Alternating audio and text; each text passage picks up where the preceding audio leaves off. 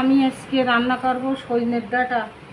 আমি কালকে আমার একটা গাছ ছিল, কাটিছি। কাটার পরে একটু যেন পাতবে না হয়ে গিয়ে আমি দানাগুলো ফেলে আমি এই ডাঁটা রান্না করব।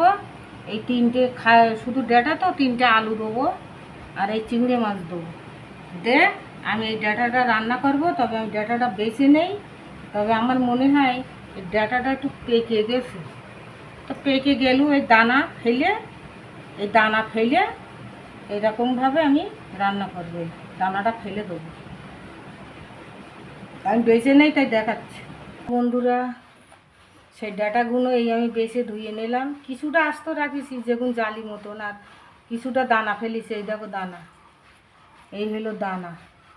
এই দানাগুলো ছাড়াই ফেলেছি। দানাগুলো একটু পাকা পেনা হয়েছে। যাই হোক, বাড়ির গাছে ফেলবো না, যে কোনো উপায়ে খাবো, তাই কিছুটা দানা ফেলে নিয়েছি। কিছুটা আস্তে আস্তে বুঝতে তো পারি যে রাত এসে চুলো বাঁধে, তা কিছুটা হলো একটু জালি আছে, কিছুটা পাকটোপনা হয়েছে, তাই দানাগুলো ফেলে দে। আর এই খোলা, এই খোলাগুলো ঝুড়িতে তুলবো। এই হলো বেশি কুটি ধুয়ে নিয়েছি। এইবার আমি চিংড়ি মাছ দে আর ওই দুটো আলু দে ওই রান্না করব। তেল দিয়ে দিলাম প্রথম কাঁচা ঝাল। এবার দেব পেঁয়াজ, এবার দেব লবণ, এবার দেব আদা রসুন,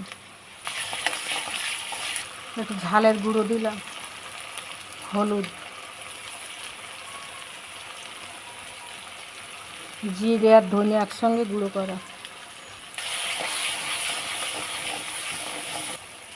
এক বাটি পানি। এবার দেবো ঢাকনা। দেখি মশলাটা আমার কষানো হয়ে গেছে। ঢাকনাটা তুললাম, আলুটা দিয়ে দিলাম, ডাঁটাটা দিয়ে দিলাম,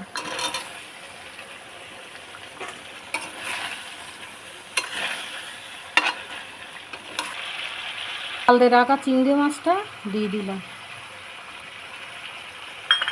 এবার আমি এক বাটি পানি দেবো এটা কষাই নেওয়ার জন্য।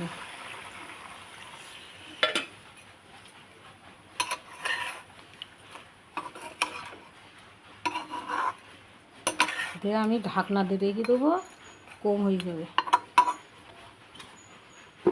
আমি একবার দেখি আমার তরকারিটা কষানো হলো কি, ঝোলটা মরে গেল কি।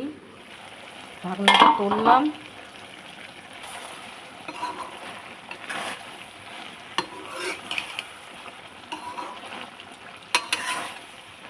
ঝোল দেবো। চিংড়ি মাছ দে, আলু দে, সজনের ডাঁটা। এর আমি ঢাকনাটা দিয়ে দেবো। এই চিংড়ি মাছ দিয়ে ডাঁটা আলুর ঝোল আমার হয়ে গেছে। আমি এই ঢাকনাটা লাগাইয়ে আমি একবার জিরে মরিচ দেবো।